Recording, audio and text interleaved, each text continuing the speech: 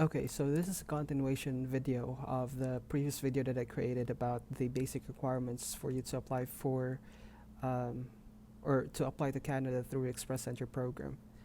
So on that video that I posted, if you scroll down here on the bottom part or in the description box, you will see the links that I posted as well about the things that you will need to know, like finding out you're eligible, get your documents ready, and how to submit your profile. So in this video, I'm going to show you a step-by-step procedure, or like walking you through the website on how you can determine your eligibility to apply through Express Entry Stream. Again, back to this video. If you click on this link here, that would take you to this webpage from the Canada Immigration. It's canada.ca.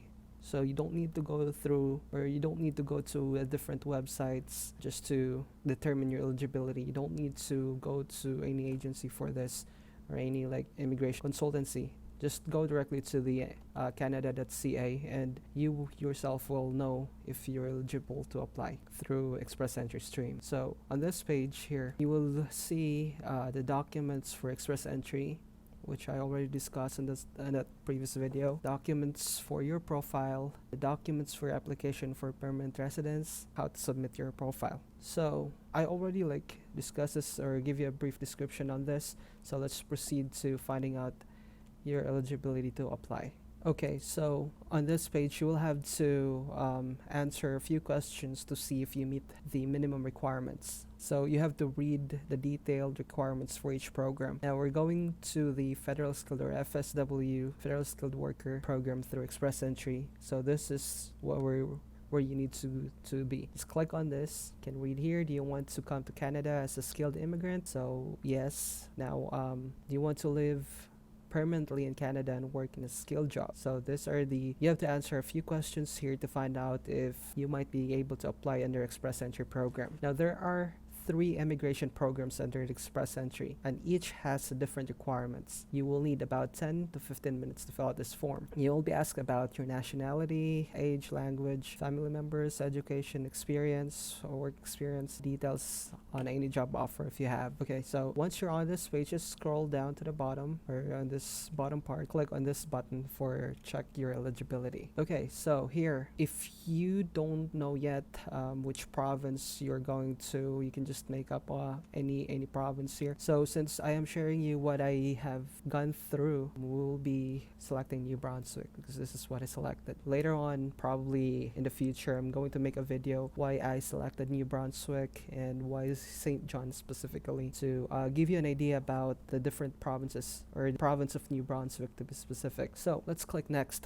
Okay, now on this page, you need to submit your language test result for all programs under the Express Entry, even if English or French is your first language. So it will ask you which language test did you take for your first official language. So this is what I'm talking about. You will need to have your IELTS result. Okay, so you need to have your IELTS first, so you would be able to answer this question accurately, because you can't make up any scores or anything that you'll be providing here, because everything that you supply here, Canada Immigration will match that with the documents that they will receive, and if it doesn't match, then that would be a ground for rejection. Let's select IELTS because this is what we need, and then it would ask you what date did you take the test. So you have to select a year here. In my case, I took the IELTS, I think that was 2018, around, oh man, I forgot, August. Totally forgot, so we'll just make up here. Anyway, we're not going to submit this.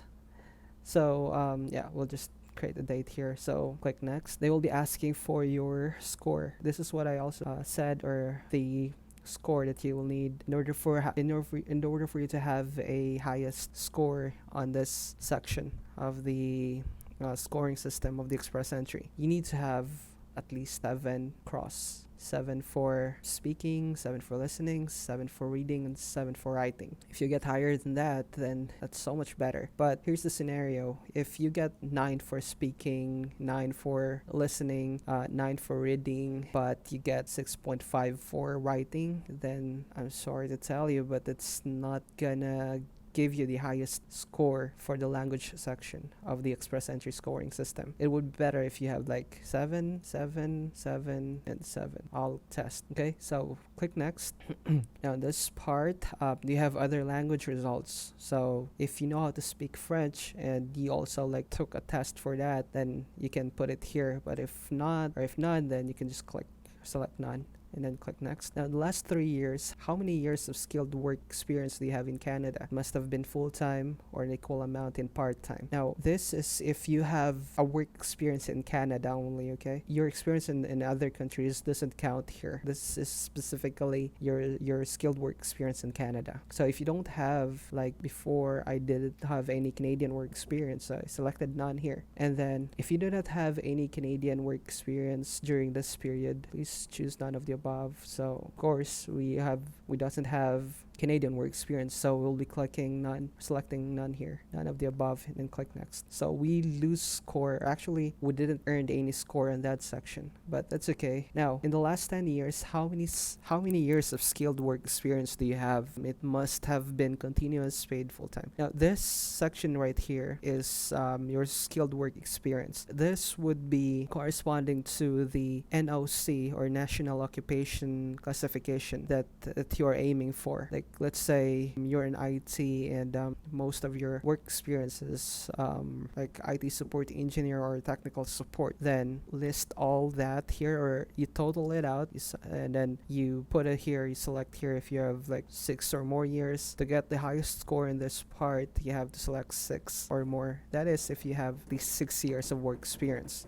And if you're not sure of your national occupational classification, then you can find your NOC here. So just click on this link. Actually, let's go there. Now you can you can look for your national occupational code here. You can actually just go through all these. Make sure to read the description. If that match your work description, then that would be your NOC, or National Occupational Classification. If this part here, you can select none, because this is only if you have like experience working in the electrical and construction trades, if you're a supervisor in technical jobs, in natural resources, agriculture, maintenance and equipment. So if you don't have all these experience, then you can just click none, and then you click next. Okay, now this part, this would vary depending on how many members of the family that will be going with you. I also posted the link for this in the previous video that I did about how much money is required depending on how many members of the family that will be going with you. In my case, I came here in Canada as a single applicant. I just brought here around 12,500 or something. Actually, I think I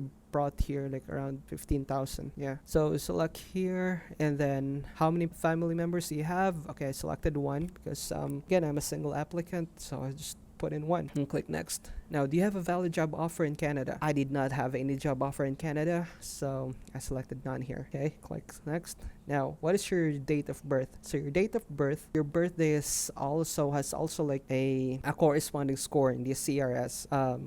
The older you become, the lesser points you will get on this section. Now, if you did not earn a Canadian degree, diploma, or certificate, you need to have your foreign education assessed by an agency approved by Immigration, Refugee, and Citizenship Canada. They must show that it's valid and equal to a completed Canadian credential. So this section is also what I have told you in the previous video, that you need to have your bachelor's degree in the Philippines evaluated with an institution recognized by Canada Immigration, so they can determine the equivalency of that to your degree here in Canada. So for other people are saying it's good as well, but in my case, I use West. So I am a graduate of Bachelor of Science in Computer Engineering. That's 5 years in the Philippines, and that is equivalent to 4 years bachelor's degree here in Canada. I got a high score for the education here as well, so I'm recognized as a bachelor's degree holder here in Canada for 4 years bachelor's degree, so it's really good. Okay, so select here, bachelor's degree 3. If you have like a 2-year, it depends on what the result of West evaluation would be, and that's what you will select here. So this is my selection here. Okay, so check all that apply. I just selected none of the above. I have not studied full-time in Canada for 2 years or more. I don't have that. I don't have full-time work experience in Canada prior to coming here. I don't have any relatives here in Canada, and nothing. It is a life adventure for me here. I'm the first of our clan to get here in Canada, so nothing here. So yeah, click next. What's your marital status? Okay, so this is easy. You can definitely answer it on your own. So selected here, single or never married, because I am not yet married. And here's your result. Okay, so for your result, you have to take note of this reference code. Now, since we see a result here and we were provided with a reference code, that means that we are eligible to apply for Canada immigration through express entry, okay? Because if you are not eligible, you will see a result here that says you are not eligible to apply. But if after you click on next and you see this page here and it gives you a reference code, then that means that you are qualified to apply for express entry. So you already know the requirements. You already know how to determine if you're eligible. I don't see any other reason why you wouldn't be able to try it on your own. Okay, if you still have questions, feel free to post a comment. Don't be shy. I'm gonna make a video to answer all your questions, and hopefully I would be able to help as well. Just read all this information right here, and it's very easy already. It will give you a step by step, and I'm not gonna elaborate this further because it's very basic English and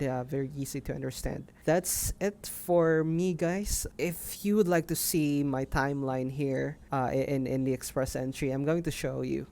So I'm going to log into my account. So in November 14, 2018, my eligibility has been reviewed and the final decision has been given. And October 3rd, 2018, my medical exam passed. November 5, this is not arranged properly, but this is how they organize it. So yeah, you can see it here. And then final decision was made on the 30th of January 2019, just this year.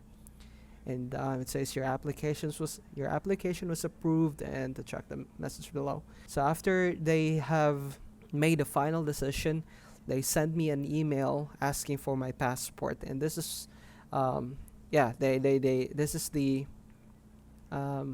email that they sent me. So confirmation, acknowledgement of receipt. Oh no, it was on the other. It was sent directly to my email, and then they requested for my passport. And then a week later, they sent me a confirmation of permanent resident. They stamp my passport, and they give me that paper for the confirmation of permanent residency. So that's the process. It was really fast. It was a roller coaster for me this year, guys.